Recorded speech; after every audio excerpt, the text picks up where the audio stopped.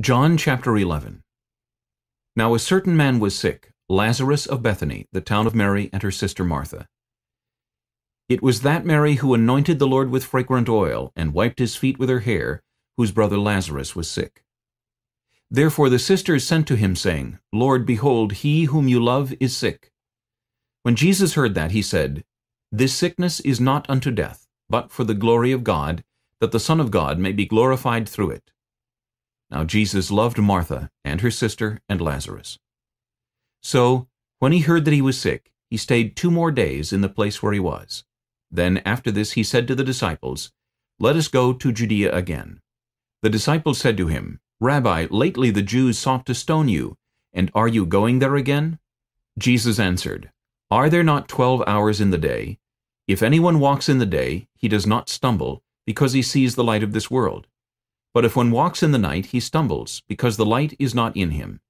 These things he said, and after that he said to them, Our friend Lazarus sleeps, but I go that I may wake him up. Then his disciples said, Lord, if he sleeps, he will get well. However, Jesus spoke of his death, but they thought that he was speaking about taking rest in sleep. Then Jesus said to them plainly, Lazarus is dead, and I am glad for your sakes that I was not there, that you may believe. Nevertheless, let us go to him. Then Thomas, who is called the Twin, said to his fellow disciples, Let us also go, that we may die with him. So when Jesus came, he found that he had already been in the tomb 4 days. Now Bethany was near Jerusalem, about 2 miles away. And many of the Jews had joined the women around Martha and Mary to comfort them concerning their brother. Now Martha, as soon as she heard that Jesus was coming, went and met him, but Mary was sitting in the house. Now Martha said to Jesus, Lord, if you had been here, my brother would not have died. But even now I know that whatever you ask of God, God will give you. Jesus said to her, Your brother will rise again. Martha said to him, I know that he will rise again in the resurrection at the last day. Jesus said to her, I am the resurrection and the life. He who believes in me, though he may die, he shall live. And whoever lives and believes in me shall never die. Do you believe this? She said to him, Yes, Lord, I believe that you are the Christ, the Son of God, who is to come into the world. And when she had said these things, she went her way, and secretly called Mary her sister, saying, The teacher is come, and is calling for you. As soon as she heard that, she arose quickly and came to him. Now Jesus had not yet come into the town, but was in the place where Martha met him. Then the Jews who were with her in the house, and comforting her, when they saw that Mary rose up quickly and went out, followed her, saying, She is going to the tomb to weep there. Then, when Mary came where Jesus was, and saw him, she fell down at his feet, saying to him, Lord, if you had been here, my brother would not have died. Therefore when Jesus saw her weeping, and the Jews who came with her weeping, he groaned in the spirit and was troubled. And he said, Where have you laid him? They said to him, Lord, come and see. Jesus wept. Then the Jews said, See how he loved him. And some of them said, Could not this man who opened the eyes of the blind also have kept this man from dying? Then Jesus, again groaning in himself, came to the tomb. It was a cave, and a stone lay against it. Jesus said, Take away the stone. Martha, the sister of him who is dead, said to him, Lord, by this time there is a stench, for he has been dead 4 days.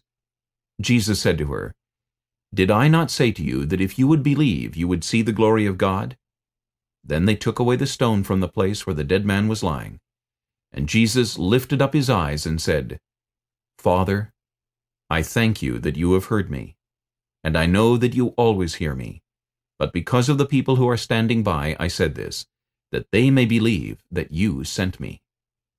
Now, when he had said these things, he cried with a loud voice, Lazarus, come forth. And he who had died came out bound hand and foot with grave clothes, and his face was wrapped with a cloth. Jesus said to them, Loose him, and let him go. Then many of the Jews who had come to Mary, and had seen the things Jesus did, believed in him.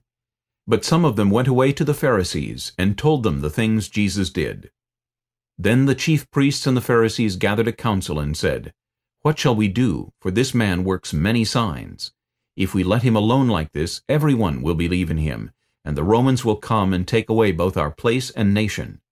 And one of them, Caiaphas, being high priest that year, said to them, "You know nothing at all, nor do you consider that it is expedient for us that one man should die for the people, and not that the whole nation should perish."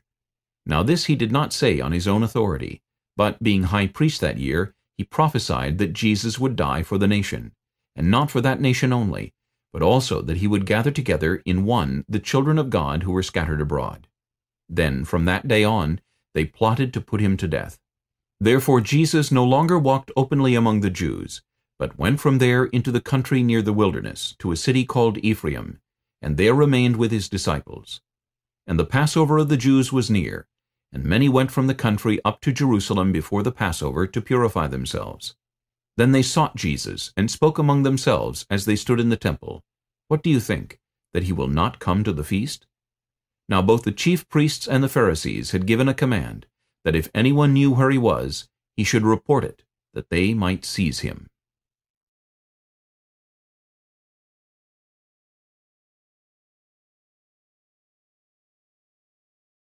Job chapter 11.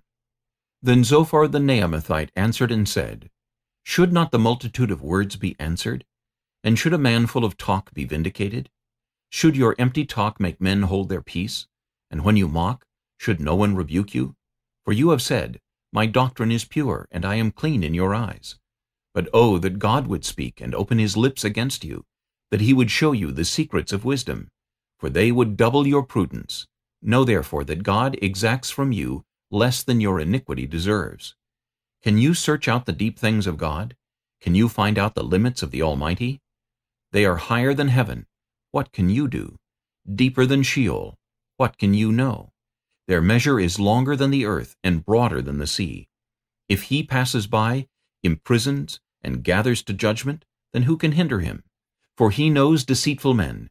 He sees wickedness also. Will he not then consider it? For an empty-headed man will be wise when a wild donkey's colt is born a man.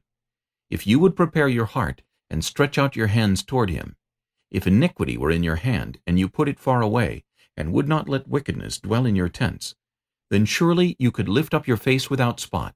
Yes, you could be steadfast and not fear, because you would forget your misery and remember it as waters that have passed away, and your life would be brighter than noonday. Though you were dark, you would be like the morning.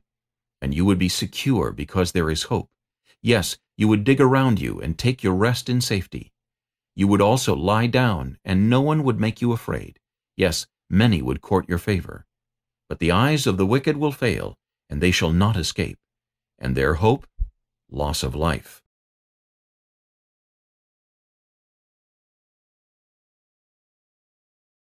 Job chapter 12. Then Job answered and said, No doubt you are the people, and wisdom will die with you. But I have understanding as well as you. I am not inferior to you. Indeed, who does not know such things as these? I am one mocked by his friends, who called on God, and he answered him, the just and blameless who is ridiculed. A lamp is despised in the thought of one who is at ease.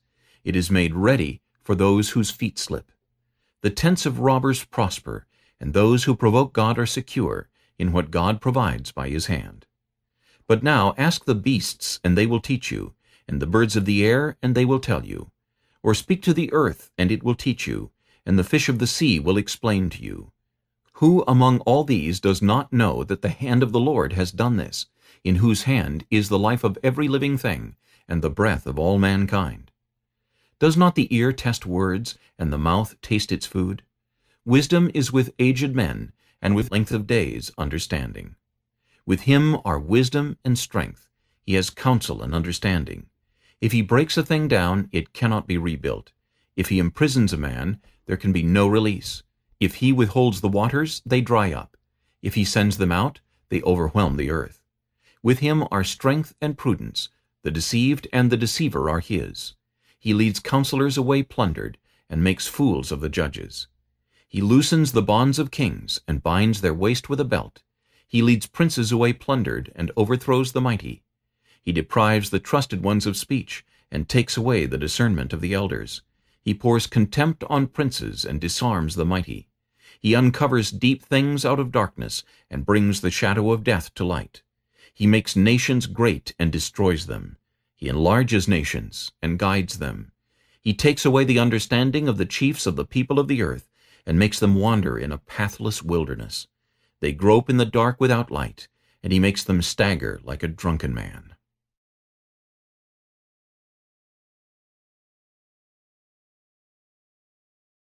Proverbs chapter 11. Dishonest scales are an abomination to the Lord, but a just weight is his delight. When pride comes, then comes shame, but with the humble is wisdom. The integrity of the upright will guide them, but the perversity of the unfaithful will destroy them. Riches do not profit in the day of wrath, but righteousness delivers from death. The righteousness of the blameless will direct his way aright, but the wicked will fall by his own wickedness.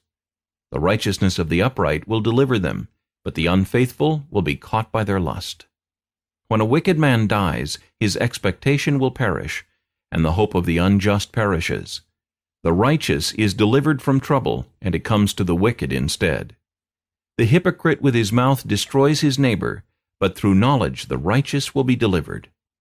When it goes well with the righteous, the city rejoices, and when the wicked perish, there is jubilation. By the blessing of the upright the city is exalted, but it is overthrown by the mouth of the wicked. He who is devoid of wisdom despises his neighbor, but a man of understanding holds his peace. A talebearer reveals secrets, but he who is of a faithful spirit conceals a matter. Where there is no counsel, the people fall, but in the multitude of counselors there is safety. He who is surety for a stranger will suffer, but one who hates being surety is secure. A gracious woman retains honor, but ruthless men retain riches. The merciful man does good for his own soul, but he who is cruel troubles his own flesh. The wicked man does deceptive work, but he who sows righteousness will have a sure reward. As righteousness leads to life, so he who pursues evil pursues it to his own death. Those who are of a perverse heart are an abomination to the Lord, but the blameless in their ways are his delight. Though they join forces, the wicked will not go unpunished, but the posterity of the righteous will be delivered. As a ring of gold in a swine's snout, so is a lovely woman who lacks discretion. The desire of the righteous is only good, but the expectation of the wicked is wrath.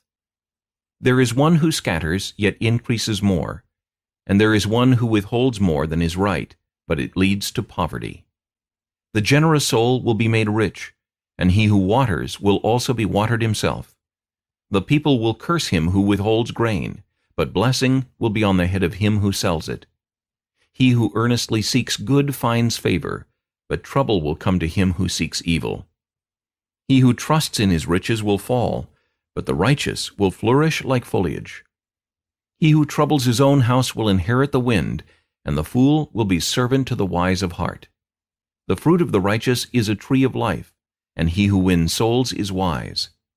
If the righteous will be recompensed on the earth, how much more the ungodly and the sinner?